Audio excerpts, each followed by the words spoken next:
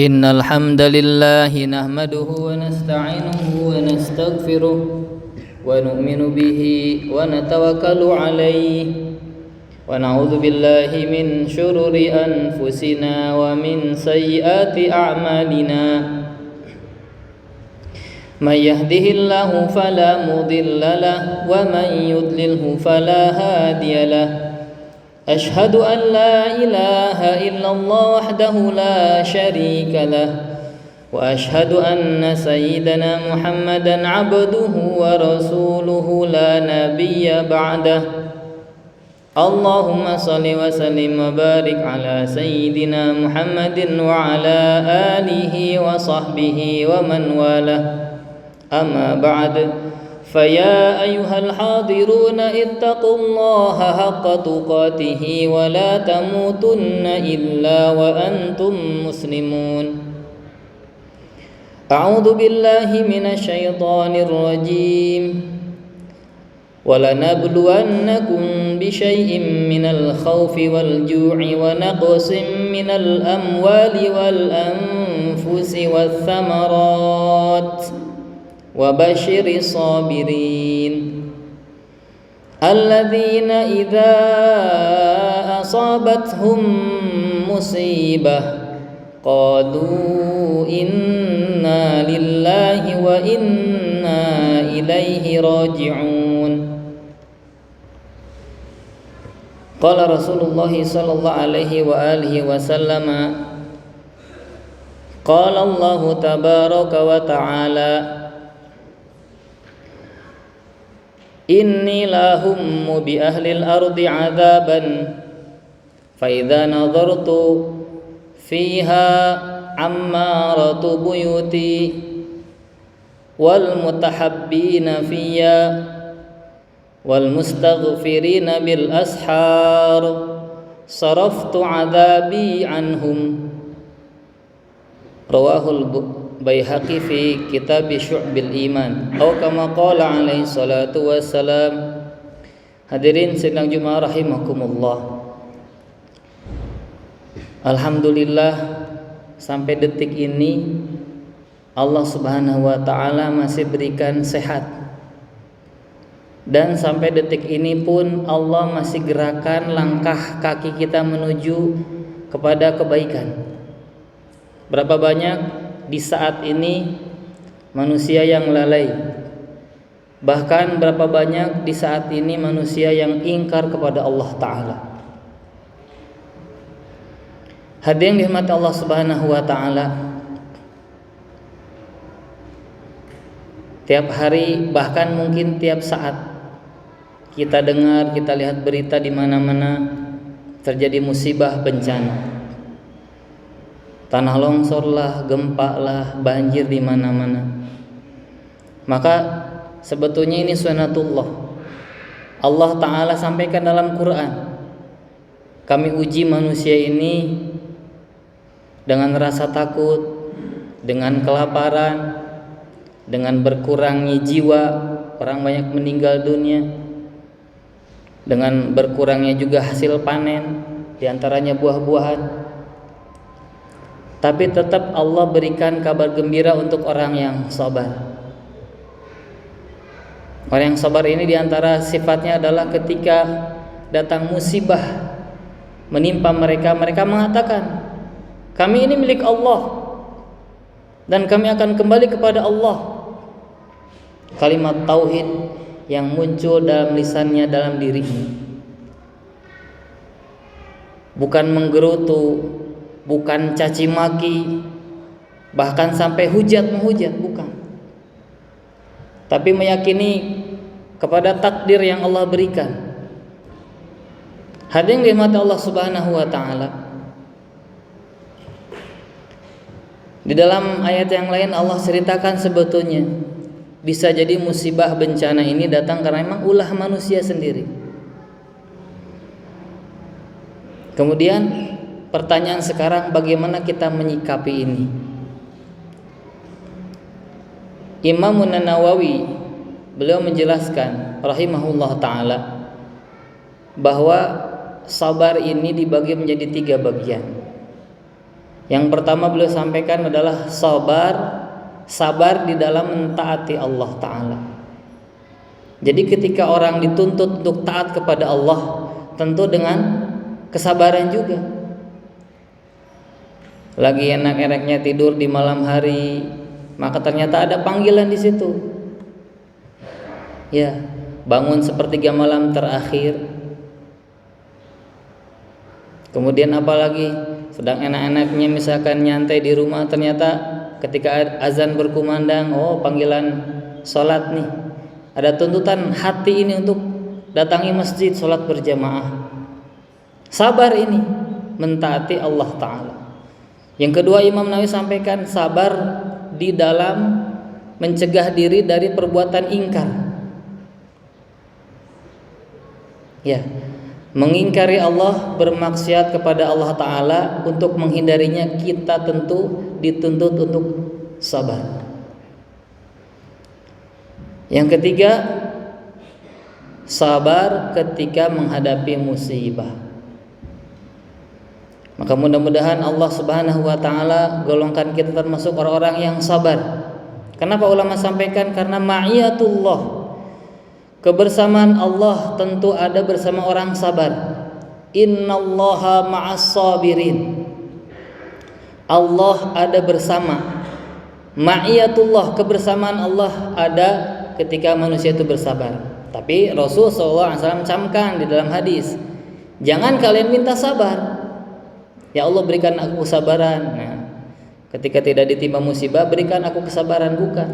Kalau berikan aku kesabaran berarti ingin datangnya ujian, musibah, bukan. Minta sama Allah Ta'ala, kata Rasul tuh apa? Sehat, afiat, sejahtera, aman, nyaman, begitu. Maka hikmah pelajaran dari musibah yang kita dengar bisa jadi menimpa saudara kita, bisa menimpa tetangga kita. Ya, entah tetangga kota kah, tetangga provinsi kah. Ya.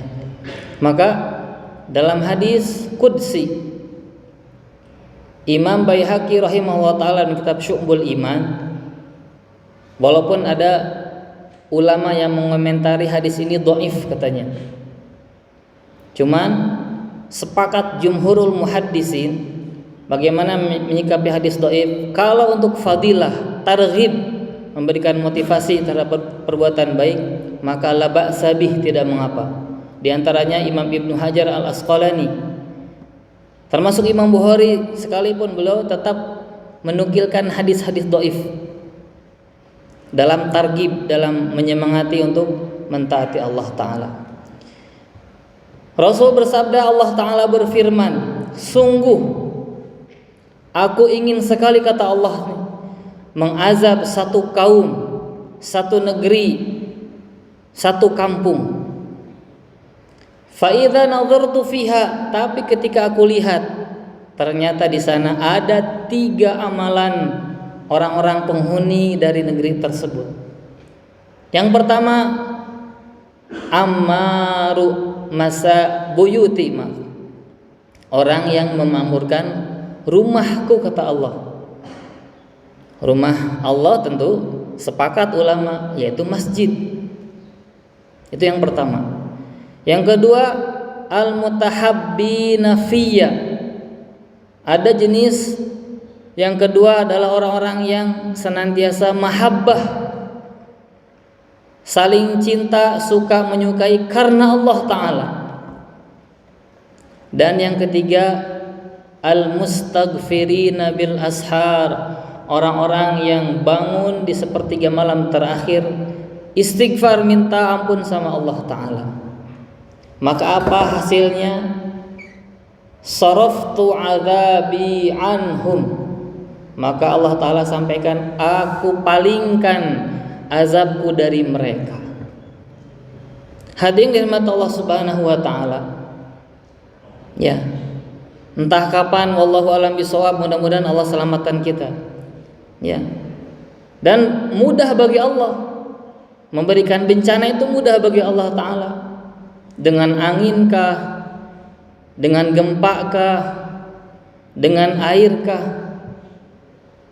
Cuman dalam hadis qudsi tadi, Ini menjadi ibrah bagi kita, pelajaran bagi kita.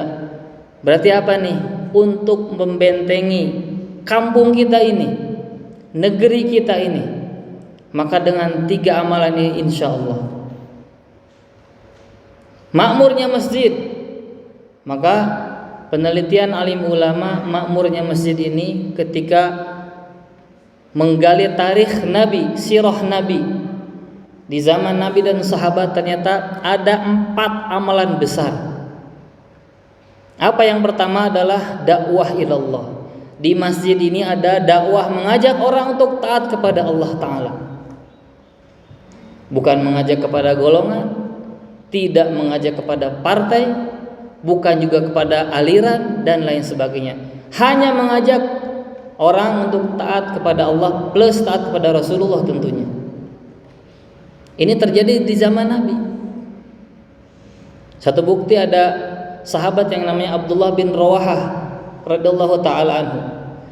Ini saking rajinnya beliau ini ngopi, kalau bahasa kita sekarangnya ngobrol perkara iman. Maka beliau suka panggil sahabatnya, "Hei sahabat, najlis bina, ta'al najlis bina nu'min sa'ah." Ayo kita duduk sebentar katanya. Ngapain? Kita ngobrol perkara iman. Ya, ceritakan di situ kebesaran Allah Ta'ala, diceritakan di situ bagaimana hebatnya Allah Ta'ala, gitu.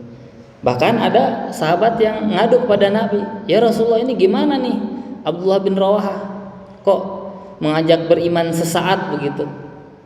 Maka apa komentar Nabi? Betul Abdullah bin Rawahah. Ya, terkadang hati kita lupa, hati kita lalai, maka diingatkan kembali. Yang kedua, amalan masjid adalah di situ ada zikir, ada ibadah, bentuk-bentuk ibadah mahdhah. Ada salat berjamaah. Ya. Yang ketiga apa? Di situ ada majlis taklim. Ada orang belajar ngaji, ya, dari mulai iqra mungkin sampai belajar fikih, belajar hadis dan lain sebagainya, terjadi di masjid Nabi. Dan yang keempat, amalan masjid yang paling sebetulnya ini sampai banyak orang kafir masuk Islam, apa? Khidmat. Menjadikan masjid di saat Nabi saat itu menjadi tempat pelayanan bagi umat. Ini ada riwayat yang masyhur bahwa kalaulah ada tawanan perang di zaman Nabi, bukan di penjara, tapi diikat di tiang masjid, diikram, dimuliakan, diberi makan yang cukup dan lain sebagainya. Ya, kemudian ketika mau buang hajatnya ya diantarkan. Sampai dalam kisah yang masyhur tadi, rata-rata ketika tawanan perang diikat di tiang masjid, 3 hari kemudian masuk Islam. Maka hal ini Allah Subhanahu wa taala, ya walaupun ini masih pandemik begitu, yang terpenting adalah prokes saja, protokol kesehatan dijaga. Ya, tetap masjid kita ada tuntutan untuk dimakmurkan. Siapa yang memakmurkannya? Minimal orang yang terdekat. Yang kedua, al-mutahabbina fiyya, orang yang senantiasa bermahabbah tapi karena Allah. Sekarang saya datangi si fulan, saya ketemu si fulan, saya berkunjung kepada si fulan. Ya, ada judulnya. Contoh misalkan dari pekerjaan kah, bisnis kah, orderan kah? Ya. Maka ditambahkan di situ, saya ini bertemu dengan si fulan karena bisnis, tapi mudah-mudahan juga saya tambahkan, saya ketemunya karena Allah Ta'ala. Ya, saling silaturahim, apalagi saudara dengan saudara, senasab, sedzuriyah, bahkan dengan tetangga pun. Sampai-sampai Nabi SAW didatangi oleh malaikat Jibril, ini hadis sahih, didatangi oleh malaikat Jibril bagaimana untuk senantiasa menunaikan hak tetangga. Dan yang ketiga, terakhir adalah orang-orang yang sibuk, di mana manusia saat itu sedang tidur lelap, dia bangun di tengah malam, sepertiga malam terakhir. Maka nikmat Allah Subhanahu wa taala, kalau dalam Islam penanggalan malam ini dimulakan, misalkan Indonesia itu dari mula maghrib sampai fajar atau sampai waktu subuh, itu disebut malam. Maka kalau di kita rata-rata jam 6 sampai jam setengah 5. Jam 6 itu maghrib, dirata-ratakan saja. Setengah 5 itu subuh. Ya, maka kalau dirata-ratakan dibagi 3 itu dapatnya 3,5 jam. Sepertiga malam pertama berarti sampai jam setengah 10 malam. Sepertiga malam pertengahan itu dari setengah 10 sampai jam 1. Nah, barulah sepertiga malam terakhir dari jam 1 sampai fajar. Hadirin dirahmati Allah Subhanahu wa taala, ini Masya Allah, perlu kesabaran kita ini. Ya, mudah-mudahan jam 1 sudah bangun. Ya, bangunkan juga ahli keluarganya. Apa? Qiyamul lail, salat tahajud kah, di situ ada witir kah, doa sama Allah taala, istighfar. Ya, banyak dosa kita hari-hari. Detik per detik bahkan mungkin dosa kita ini. Ya. Maka 2 tetes air mata ketika mengingati dosa kita, Masya Allah, cukup untuk memadamkan murkanya Allah Ta'ala. Nah, mudah-mudahan di balik musibah yang kita dengar di mana-mana nih, semakin semangat kita untuk meningkatkan diri, memperbaiki diri kita. Dengan 3 amalan ini jadi benteng. Allah akan hindarkan dari musibah, Allah hindarkan dari bencana. Dan mudah-mudahan Allah Subhanahu wa taala tetapkan keimanan kita, keyakinan kita, ketakwaan kita sampai penghujung kehidupan kita. Barakallahu li wa lakum fil Qur'anil azim wa nafa'ana wa iyyakum bima fihi minal ayati wa dzikril hakim wa taqabbalallahu minni wa minkum tilawatahu innahu huwas samiul alim.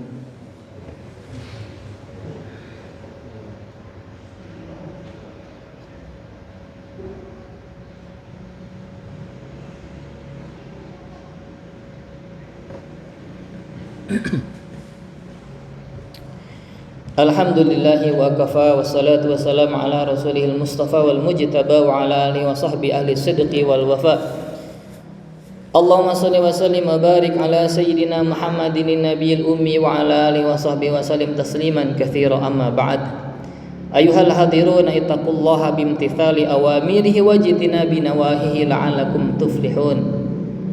Ya ayyuhalladzina amanu taqullaha wa qulu qawlan sadida yuslih lakum a'malakum wa yaghfir lakum dhunubakum wa man yuti'illaha wa rasulahu faqad faza fawzan 'azima.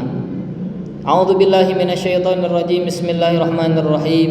Wal 'asr innal insana lafi khusr illa alladzina amanu wa 'amilus solihati wa tawasaw bil haqqi wa tawasaw bis sabr. Innallaha wa malaikatahu yusholluna 'alan nabi ya ayyuhalladzina amanu shallu 'alaihi wa sallimu taslima.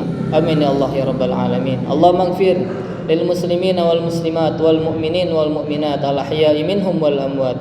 Allahumma habib ilaina al iman wa zayyinhu fi qulubina wa karih ilaina al kufra wal fusuq wal isyan waj'alna minar rasyidin. Allahumma dfa'na al ghala wal bala wal waba wal fahsya wal munkar wasuyufal mukhtalifata wasyada'id wal mihan ma dhahara minha wa ma batan. Allahumma alif baina qulubina wa aslih dhata bainina wahdina subulas salam wa najjina minadh dhulumati ilan nur wa janibna al fawahisha ma dhahara minha wa ma batan. Rabbana atina fid dunya hasanah wa fil akhirati hasanah wa qina adzabannar. Ibadallah, innallaha ya'murukum bil 'adli wal ihsan wa ita'i dzil qurba wa yanha 'anil fahsya'i wal munkari wal baghi ya'idzukum la'allakum tadhakkarun wa la dzikrullahi akbar. Aqimissalah.